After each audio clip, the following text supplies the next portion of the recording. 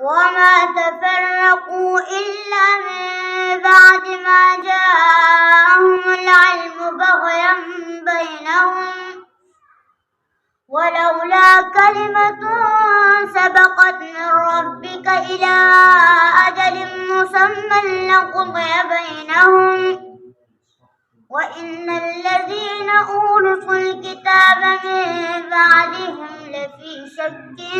منه مريب فلذلك فادع واستقم كما أمرت ولا تتبع أهواءهم وقل آمنت بما أنزل الله من كتاب وأمرت لأعدل بينكم الله ربنا وربكم لنا أعمالنا ولكم أعمالكم لا حجة بيننا وبينكم الله يجمع بيننا وإليه المصير والذين يحاجون في الله من بعد ما استجيب له حجتهم داحضة عند ربهم وعليهم غضب ولهم عذاب شديد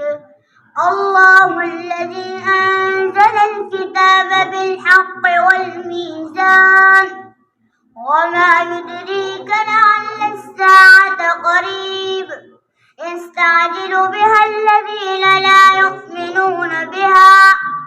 والذين آمنوا مشفقون منها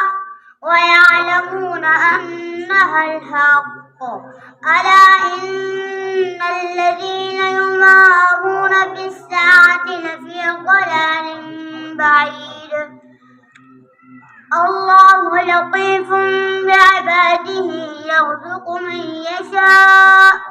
وهو القوي العزيز